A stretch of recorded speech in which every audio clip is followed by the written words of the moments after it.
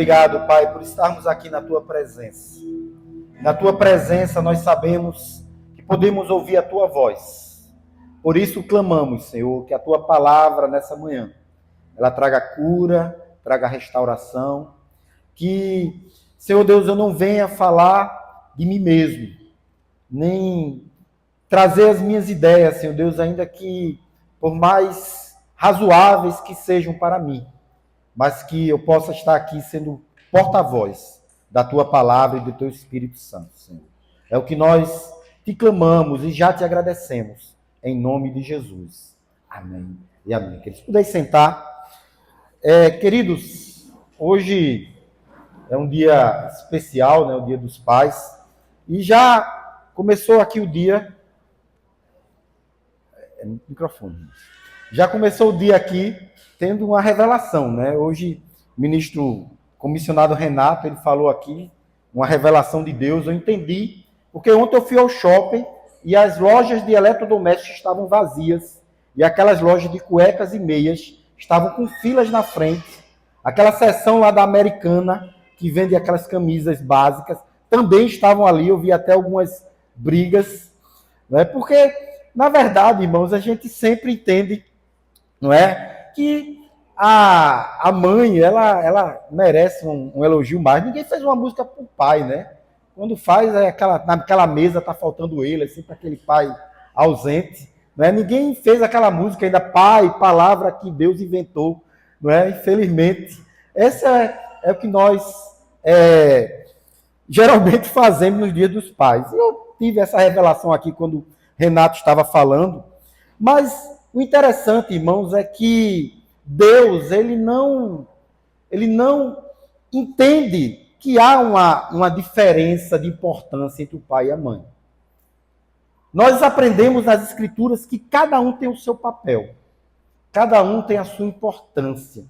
Que para forjar o caráter de um filho, tanto a mãe como o pai são importantes, ainda que muitas vezes nós achamos que a mãe merece mais carinho, merece mais reconhecimento. E isso não é rancor não, viu, irmãos? Não é recalque não, pelo amor de Deus, o pastor agora vai botar todos os recalques. O único recalque é que no mês das mães, tivemos aqui um mês inteiro as mulheres pregando. E no Pais, pastor, é domingo, é dia dos pais. Lembre-se de uma mensagem para o dia dos pais, né? Então isso acontece. E aí eu queria falar hoje de uma figura que pouco se fala na Bíblia, que é José, o pai de Jesus. Eu pensei, irmãos, em vários exemplos de pais, eu pensei em exemplos positivos, como Josué dizendo, eu e minha casa serviremos ao Senhor. Eu pensei em exemplos negativos, como Davi, como tratou os seus filhos. Mas eu comecei a perceber, irmãos, em uma conversa ontem com a minha família, o quanto essa figura que nós não falamos, que pouco se fala na Bíblia, ele foi importante para a história da salvação, que é José, o pai de Jesus. José é uma das figuras mais discretas da Bíblia. Você não vai encontrar aqui nenhuma palavra de José no Novo Testamento. Pouco ele registrou-se as palavras de José. Mas você vai perceber que a presença dele ela é fundamental na formação da pessoa de Jesus. Talvez, irmãos, você pense assim, pastor, mas Jesus era Deus, ele não precisava de pai, ele só precisava de uma mãe que era para gerar pelo Espírito Santo, e essa foi Maria. Mas, no entanto, irmãos, a palavra do Senhor diz que Jesus ele foi uma criança que se desenvolveu como uma outra qualquer. O evangelista Lucas diz, por exemplo, lá no capítulo 2, verso 52, ele diz assim, Jesus ia crescendo em sabedoria, estatura e graça diante de Deus e dos homens. Jesus foi adolescente, querido. Eu sei que ele nunca pecou, mas deve ter aprontado alguma. Né? Tanto é que ele vai ao templo e deixa os pais preocupados, some. Então, Jesus ele foi necessário nascer dentro dessa estrutura. Porque, queridos, o próprio Deus, ele estabeleceu que Jesus nascesse uma família, constituído pai e mãe. Ele poderia, né, hoje está em moda mãe solo, né? Ele diz, Maria, tu vai ser mãe solo, tu vai tirar aquelas fotos bonitas lá, né? Não tinha Instagram na época, claro, mas você vai aí fazer o seu papel de mãe solo, mas Deus, ele não quis assim. Ele fez que Jesus nascesse numa estrutura familiar onde tivesse um pai e uma mãe. Porque esse é o protocolo divino, querido. Esse é o que Deus estabeleceu para o desenvolvimento de uma criança, para o desenvolvimento de um jovem. Porque nós entendemos que cada um tem o seu papel. A mãe tem uma força e o pai tem uma força na formação do caráter dos filhos. Por exemplo, a mãe é aquela que provê sentimentos de cuidado. A mãe, ela prepara para dentro. Ela prepara o nosso interior. E é por isso que eu entendo que a gente geralmente homenageia mais a mãe. Porque a mãe, queridos, ela tem aquela ligação mais afetiva. Já o pai, ele prepara para fora. O pai é aquele que impulsiona o filho. O pai é aquele que vai dizer, meu filho, você vai ter que se desenvolver, você vai ter que crescer. O pai é que prepara o filho para uma profissão, por exemplo. O pai serve de modelo. Durante o meu exercício de paternidade, quantas vezes eu levei João Felipe para o quartel para ele ver o que o pai fazia. Quantas vezes eu disse, meu filho, botava ele ali naquela, vestia ele de bombeiro e levava ele para o quartel. Por quê? Porque eu estava preparando ele para uma profissão, para que ele visse o que o pai faz. Ele não era obrigado a seguir o que eu fazia. Tanto é que ele não seguiu. Mas, no entanto, eu dizia, seu pai tira o sustento desse lugar. O seu pai sai de casa todo dia para, com honra e dedicação, trabalhar nesse lugar. Eu achava interessante, quando ele terminava, às vezes, o dia, pai, o senhor é muito respeitado, né? Ele não sabia, porque eu era coronel, aí a pessoa tem que respeitar. Mas, pai, o senhor é muito respeitado aqui, né, pai? Eu disse, não, meu filho, é porque eu cuido dessas pessoas. E aí dava aquelas lições. Então, o pai, queridos, é essa figura que prepara o filho para fora. Eu acho que uma grande crise que nós estamos vivendo na nossa geração é porque os pais não estão mais preparando os filhos para sair de casa. Os filhos cada vez mais estão saindo mais tarde. Irmão, sabe quando foi, assim, entre outras coisas, dor no joelho, dor nas articulações, que eu estou descobrindo que eu fiquei velho? Foi um dia desse num grupo, chegou um jovem de 22 anos. Aí disseram, a gente vai encaixar onde? Qual discipulado? Aí a primeira ideia, irmãos, 22 anos eu já estava praticamente casando com Juliana. Aí eu disse, homens? Aí disse, não, é dos jovens. Eu disse, poxa, 22 anos eu já estava pensando em trabalhar, 22 anos eu já estava pensando em fazer alguma coisa na vida, e hoje cada vez mais vai passando os dias, vai passando os anos, e as pessoas, os jovens demoram mais a sair de casa. É o velho neném. Nem trabalha, nem estuda e vive em casa, fazendo o que? Sendo sustentado pelos pais. Então, isso é uma crise que nós estamos vivendo. E eu sempre gosto de dizer que essa crise, ela é fruto da falta de referenciais paternos. Porque o pai, ele tem a função de empurrar. O pai é aquele que chega no ninho e diz assim, meu filho, voe. Ainda que a mãe diga, meu irmão, eu queria ficar aqui ainda com ele, meu bebezinho, meu filho. Porque mãe tem essa função. Mas o pai, querido, ele tem que empurrar. E aí, quando eu olho essa postura, essa falta de maturidade, essa maturidade tardia, que cada vez está ficando mais tardia, é que eu percebo que nós estamos com muita mãe em casa e poucos pais. Muita mãe dando aconchego e muito pai, e pouco pai para dizer vá. em frente à vida, em frente à guerra diária. Bem-vindo ao mundo dos adultos. Do mundo dos adultos, você não vai fazer tudo o que você quer, você vai fazer o que precisa. No mundo dos adultos, você não vai... Ninguém vai lhe acalentar quando você cair, feito sua mãe faz. No mundo dos adultos, você vai ouvir muito: levante e ande e siga a sua jornada. Então eu entendo, irmãos, que a presença, e eu vejo que Deus ele foi providencial. Ele colocou para Jesus um pai e uma mãe. E nós podemos, irmãos, tirar aqui algumas lições. Algumas lições, irmãos, sobre a força do pai a partir da história de José. Ele nos ensina princípios preciosos. A primeira coisa é que a força da paternidade, a força do pai, está no caráter e na maturidade. O engraçado, irmãos, é que quando Deus ele chama José, só contextualizando, você imagine, vocês pais, namorados aqui, e chegasse sua namorada, sua futura esposa, ou sua esposa, e dissesse assim: meu filho, eu estou grávida. Mas não é seu não, viu? É do Espírito Santo. Meu irmão, quem ia acreditar? Não. Vamos ser racionais, irmão.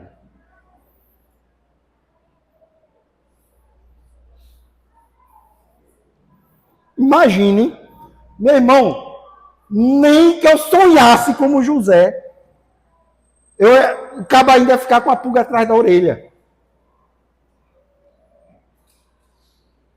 Mas José, queridos, ele assumiu aquela situação porque ele era alguém submisso ao Senhor.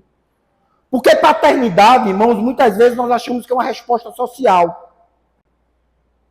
Eu vou ser bom pai porque as pessoas vão me olhar e vão dizer: que coisa magnífica.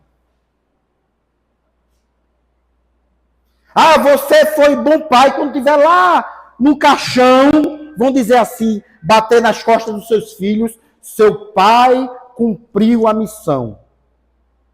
Muitas vezes nós achamos que paternidade é só uma resposta social. Mas quando nós olhamos aqui, José entendeu isso, que paternidade tem a ver com os propósitos de Deus para a nossa família.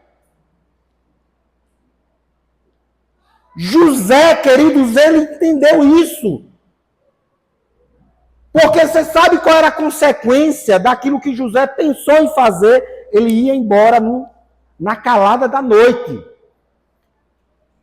Em outras palavras, ele era noivo ainda, deixa eu explicar, ele era noivo de Maria. Na verdade, não existia namoro, não existe namoro na Bíblia não, viu, irmão?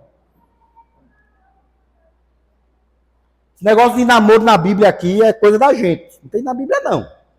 Você me arrumar aqui um casal de namorado na Bíblia, tem não. Na Bíblia era assim, o cara chegava na casa de, João Felipe tá ali em cima, né? Tá por aí, pronto. Chegou na casa de Will, disse: Will, Priscila, eu quero namorar com Larissa. Aí disse: não, meu filho, não é assim não, a gente vai fazer um contrato de casamento. E a gente vai fazer esse contrato e você vai preparar a sua casa. Porque não era assim não, só dizer: vou lá dar um beijinho, né? Vou lá comer pizza, comer hambúrguer. Prata ali tá só assim, ó. Não é, Prata? Não era sobre isso não, irmãos. Era chegar assim: olha, você vai... Tem aquela história que Jesus diz assim: vou preparar lugar. Aqui numa figura do casamento. A igreja é a noiva de Cristo. E Jesus, no contrato de casamento, diz assim: vou preparar lugar. Era a figura do noivo. Ele saía dali, daquele contrato, ia construir a sua casa, ia construir a estrutura necessária. Uma vez construído, ele ia na casa da noiva com o cortejo e aí casava. Então a relação entre José e Maria era essa relação. E aí o que é que acontece? José, eu vou me embora. Quando ele diz assim, embora silenciosamente, era uma das formas naquela cultura de dizer, eu desfiz o contrato. Não é aquele namoro que acaba pelo WhatsApp. Né? Tem gente que, rapaz, nem falar, falou, só está tudo acabado entre nós. Né? Tem namoro que é assim, né? Pessoal, pronto, era esse tipo de coisa. Então, acabava-se daquela maneira. E aí, sabe o que ia acontecer com Maria? Ela ia ser apedrejada. Porque ela gerou um filho fora do contrato de casamento. E aí José, queridos, ele diz assim, diz aqui as escrituras, que ele era um homem piedoso. Ele era um homem temente ao Senhor. Ele disse, não, eu não vou abandonar a minha futura esposa. Eu não vou abandonar aquela que eu estabeleci um contrato. Eu vou assumir este filho. E isso, queridos, requer maturidade. Porque hoje nós temos visto pais que tem o filho tem todo o DNA daquele pai e hoje não assume. Sabe por quê, queridos? É porque muitas vezes nós entendemos que paternidade é sobre o meu conforto. Paternidade é sobre o que eu quero.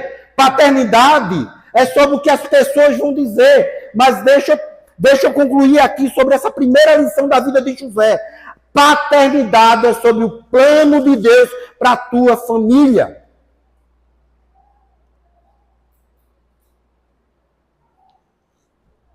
Esses dias nós tivemos ali em Foz do Iguaçu, mas nós não fomos para ir para o Paraguai não, viu? Fomos para passear mesmo. Embora a Juliana queria ir para o Paraguai de todo jeito para comprar a coisa. Mas aí nós visitamos uma sinagoga. Uma mesquita. E aí, conversando, eles fazem, para você visitar a mesquita, eles fazem tipo uma apresentação do islamismo. Mostra, né, quem é lá, fala de Maria, né, o capítulo 19. Comece a ler o Corão na seção 19, que fala de Maria. Por quê? Porque Maria é parecido com a gente. Mas deixa eu dizer uma coisa para você. Quantas pessoas você conhece que foi convertido ao islamismo?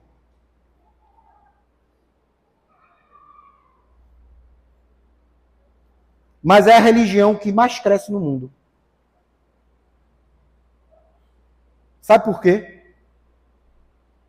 Porque eles têm convicção de que os filhos dele serão religiosos do Islã. Porque o pai e a mãe desempenham o papel necessário de discipular os seus filhos. Irmão, se nós quisermos ganhar esta geração, se nós quisermos ganhar esse tempo, essa sociedade, nós temos que entender que os nossos primeiros discípulos são os nossos filhos. Nós não podemos terceirizar a criação dos nossos filhos. Nós não podemos deixar para a igreja aquilo que é responsabilidade nossa. Pai e mães têm que se posicionar em casa, na presença de Deus, compreendendo qual é o propósito de cada um para a criação da próxima geração. Então, irmãos, a força, queridos, da paternidade está no caráter, está na maturidade. Porque, como eu já disse, uma das maiores crises é a maturidade. Muitos homens crescem no corpo, mas não amadurecem na alma. A imaturidade masculina transforma pais em filhos e filhos sem referência. Porque quantos pais, queridos, eram para se posicionar e hoje são verdadeiras crianças em casa?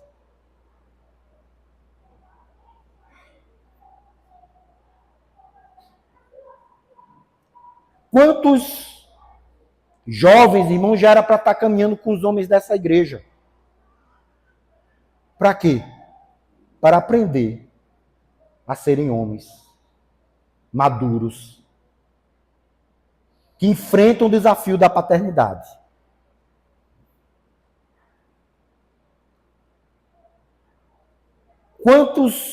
Quantas coisas estão sendo terceirizadas porque os homens não são homens, irmãos? Eu me lembro que, na minha época, né, eu já sou velho, lá em Barbacena, a gente fez curso de noivos, eu e Juliana. E uma das coisas que me disseram foi o seguinte: aprenda a consertar as coisas em casa. Aprenda a trocar uma lâmpada. Aprenda a trocar uma torneira. Porque, querido, será que nós vamos terceirizar aquilo que nós podemos fazer como homens? Será que os nossos filhos... Sabe por quê, irmãos? Eu faço muito dessas coisas que eu via meu pai fazendo.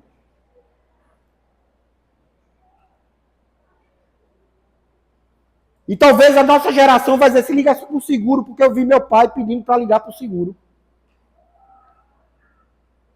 Então, irmãos, Jesus, ele aprendeu a profissão do pai.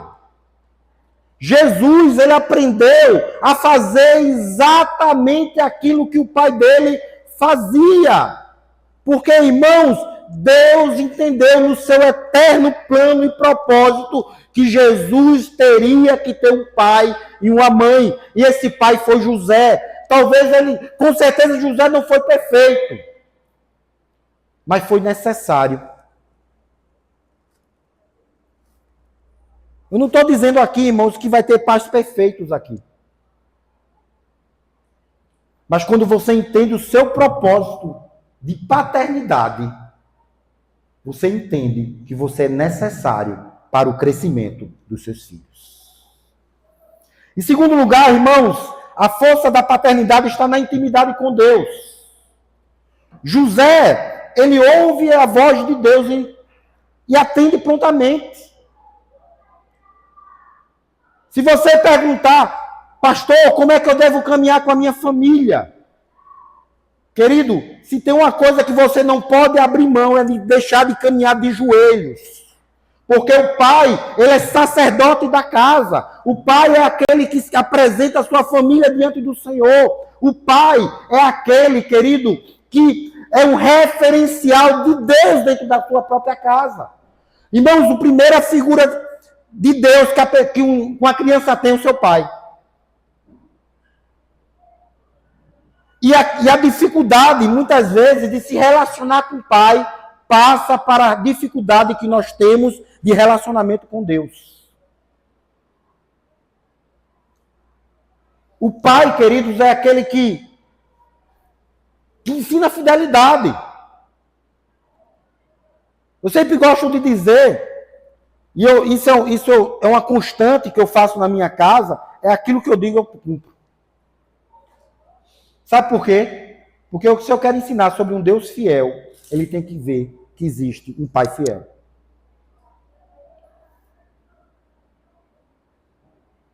Se eu digo assim, ó, meu filho, tal dia eu vou para o cinema com você, só se acontecer uma catástrofe mesmo. Tal dia, cumpre o que eu disse. Então, queridos, deixa eu dizer uma coisa para vocês, os pais que aqui estão, e a mulher deve estar só dizendo assim, fala mais, Jeová. Graças a Deus, alguém está falando isso pro meu esposo. Ele vai sair daqui, vai trocar aquela torneira que está pingando há não sei quantos dias. Mas, irmãos, veja, sobre isso, é para trocar. Agora, a Bíblia não diz assim, não ensina quando.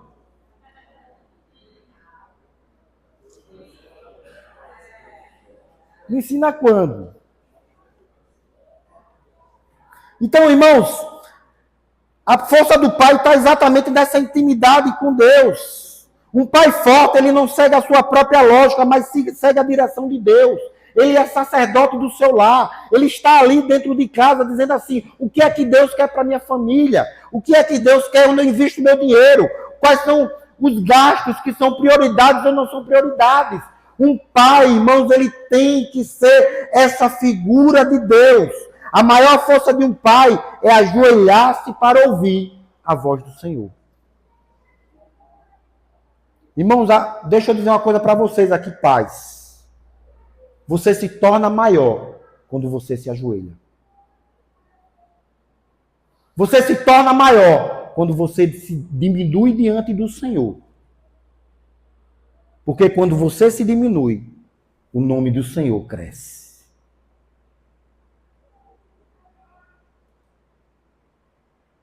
O homem ele não se torna grande quando ele levanta a mão em casa contra a esposa ou contra os filhos.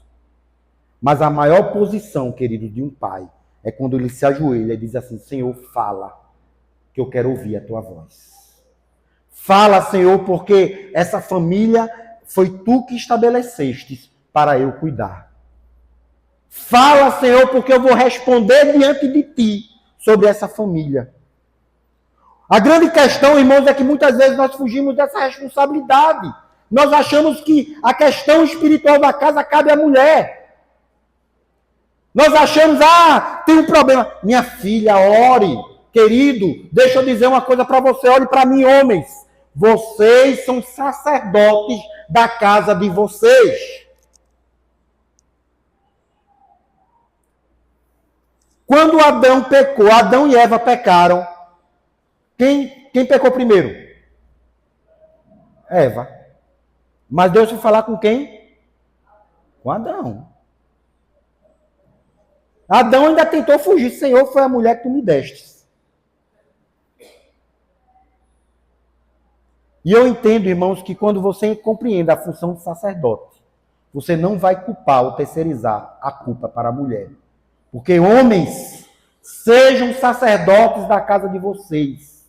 Ouçam a voz de Deus. Ouçam aquilo que Deus está falando para a casa de vocês, para a família de vocês. Sigam o protocolo de Deus para criar os vossos filhos. Sofram pelas suas esposas. Coloquem muitas vezes o seu conforto em segundo lugar. Coloquem, querido, muitas vezes os seus interesses em segundo plano, porque esse foi o amor sacrificial que Jesus ofertou por cada um de nós e manda que os maridos sejam imitadores desse amor. Porque quando a gente fala em submissão, querido, e as mulheres se arrepiam quando falam nisso, eu sempre gosto de dizer que muito mais difícil do que ser submisso é amar a esposa como Cristo amou a igreja, querido.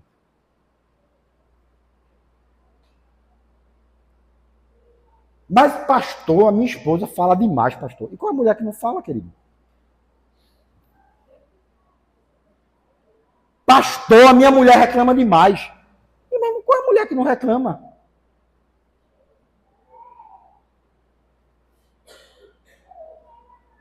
Mas, irmãos, nós temos que entender que uma das coisas que tem que ser vencidas nessa geração é o espírito de passividade. Muitos homens que não se posicionam na posição que Deus estabeleceu.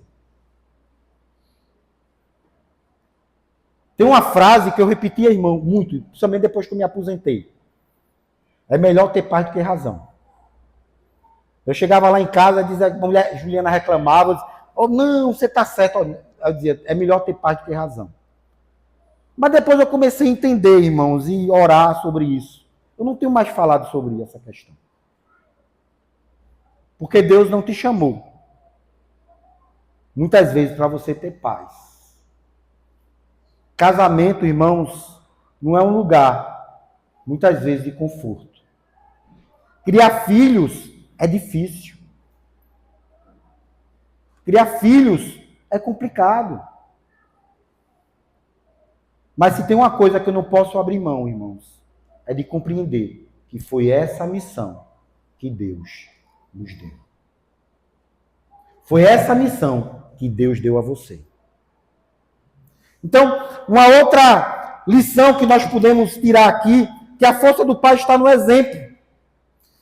Mateus 13, 5 diz assim, quando fala de Jesus, não é este o filho do carpinteiro? E não se chama sua mãe Maria, e seus irmãos Tiago, José, Simão e Judas. Irmão José está presente nos momentos mais importantes. Ele ensina pelo exemplo. Ele ensina por aquilo que ele faz. Você não vai ver uma palavra de José aqui na Bíblia, mas você vai ver gestos. Um gesto de que acolhe a mulher e um filho gerado pelo Espírito Santo, por compreender que aquele era o plano de Deus. Um gesto de que quando vem a perseguição, ele pega a sua família e vai para o Egito. Um gesto de que quando o filho desaparece, ele vai buscar lá em Jerusalém. Porque muitas vezes nós queremos convencer pelo que falamos. Mas deixa eu dizer uma coisa para você. As palavras convencem, mas os exemplos, eles arrastam. Nós queremos muitas vezes dar conselhos a nossos filhos. Mas muito mais do que conselhos, nossos filhos precisam de gestos, de atitudes. Ah, eu vou falar com fulano, mas eu vou falar com o menininho lá, eu vou falar com o Juninho. Mas deixa eu dizer uma coisa para você, o que é que Juninho tem visto em você? O que é que Juninho tem visto na sua vida? Qual é o modelo que Juninho vai seguir de paternidade? José, queridos, era alguém que seguia pelo exemplo. Ele era alguém presente na vida de Jesus. Um pai forte, irmãos, ele deixa presença e não memórias de ausência. E em quarto lugar, irmãos, a força dos pais está na proteção e provisão. José era alguém que protegia a sua família. José é alguém que providenciava os recursos para a sua família. José arrisca tudo para proteger Maria e Jesus, fugindo para o Egito. Trabalha como carpinteiro. A força de um pai, irmão, se mede pela disposição de lutar pela segurança e provisão da família.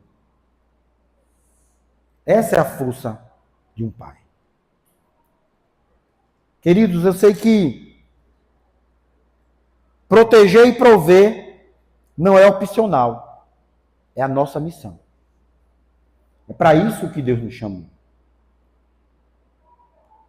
Eu sempre gosto de dizer que um verdadeiro pai, querido, é aquele que está presente no seu lar. E presença não é estar no local. Presença é se envolver integralmente com aquele projeto. É se envolver totalmente com a sua família. É entender que nós vamos responder diante do Senhor. Eu sei que talvez você diga assim, mas pastor, eu não tive esse pai como José. Meu pai, ele teve muitas falhas. Talvez muitos aqui carreguem traumas do relacionamento com seu pai. Eu posso apontar, irmãos, meu pai ele não é mais vivo, eu posso apontar as qualidades e os defeitos dele. Eu posso apontar as coisas boas e ruins que ele fez. Eu posso apontar as marcas que as coisas boas deixaram na minha vida. E posso apontar as coisas difíceis que ele gerou em mim. Mas uma coisa, irmãos, hoje eu reconheço. Meu pai, ele não me deve nada. Meu pai, ele cumpriu o propósito, cumpriu a missão de ser pai. A palavra do Senhor diz que, independente de que foi seu pai, nós devemos honrá-lo. Eu sei que não com o mesmo aconchego que a mãe. Recalque. Eu sei que a gente não vai comprar aquele presentinho, aquele eletrodoméstico, aquela coisa fofa que a gente dá às mães. Mas independente, irmãos, de quem ele é. Efésios capítulo 6, verso de 1 a 3 diz assim: Filho, obedeça aos seus pais no Senhor, pois isso é justo. Honra teu pai e tua mãe. Este é o primeiro mandamento com promessa. Para que tudo que te corra bem nessa vida e tenhas longa vida sobre a terra. Irmãos, a força de José não estava nos músculos, não estava na eloquência, mas estava na coragem e no amor. E hoje, mais do que nunca, precisamos de pais assim, que sejam colunas espirituais e morais para os seus lares. Querido, eu sei que Dia dos Pais é aquele dia que a gente lembra dessa figura que eu sempre gosto de dizer, que não é mais ou menos importante do que a mãe. Mas os dois são necessários. O pai e a mãe, eles estão no plano de Deus para desenvolver a próxima geração. Por isso, irmãos, e esses dias eu pensei muito nisso, né? O tempo que eu passei lá na EFOL, um tempo de você revisitar lembranças e pensar em coisas que você viveu. E eu lembrei, irmãos, quantas marcas que meu pai deixou. Meu pai era uma pessoa extremamente honesta, um homem de Deus. Mas eu nunca recebi um abraço do meu pai. Eu nunca ouvi do meu pai que ele me amava.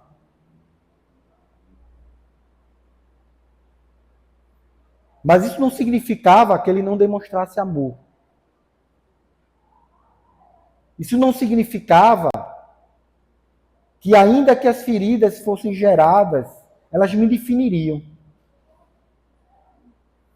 Isso não significa que hoje eu posso olhar e dizer assim, eu honro esse homem, porque ele cumpriu o propósito de me gerar.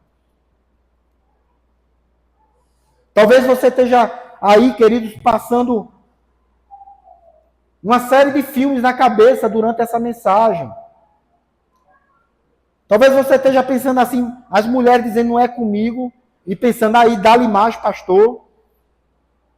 Talvez você que é filho esteja pensando, eu não vou nem ser pai, nem tão longo, nem penso nisso. Mas deixa eu dizer uma coisa para você hoje também. E aí eu quero incluir todo mundo nessa manhã. Você teve um pai. Talvez você diga assim, pastor, eu não conheci o meu pai. Mas você teve um pai.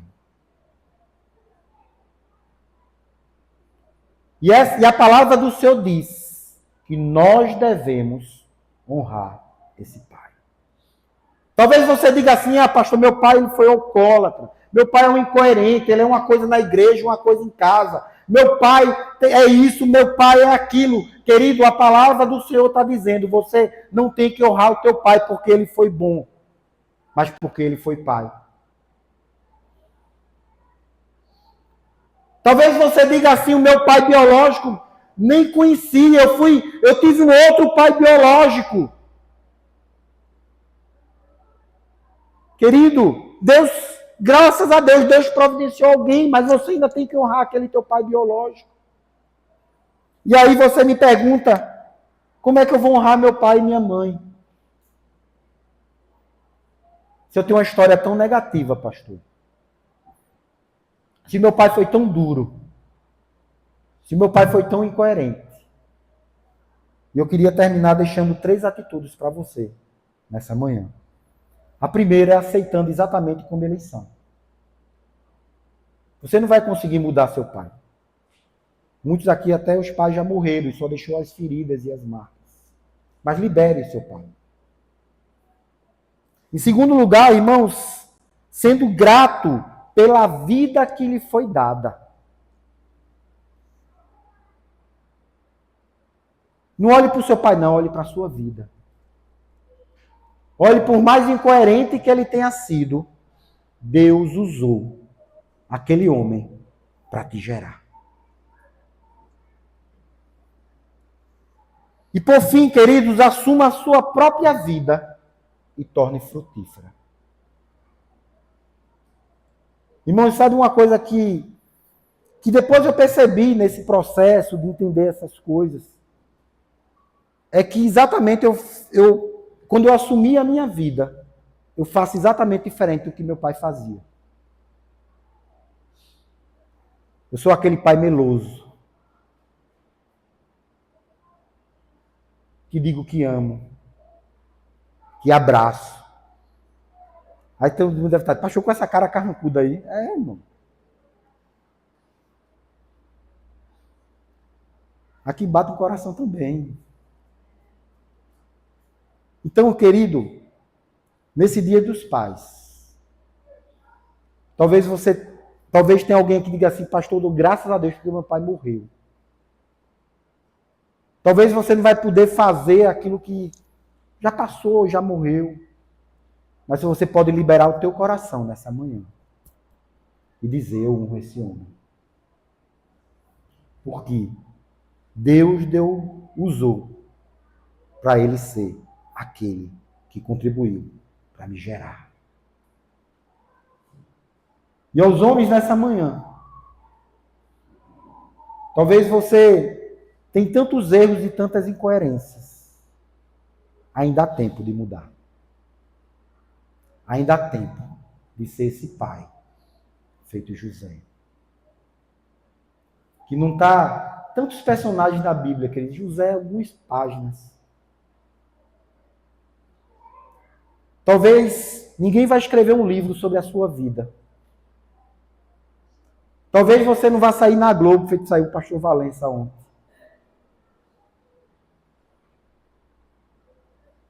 Mas diante de Deus, quando você entende esse papel, você está cumprindo aquilo que o Senhor estabeleceu para a tua vida. Curva a tua fronte, querido. Curva.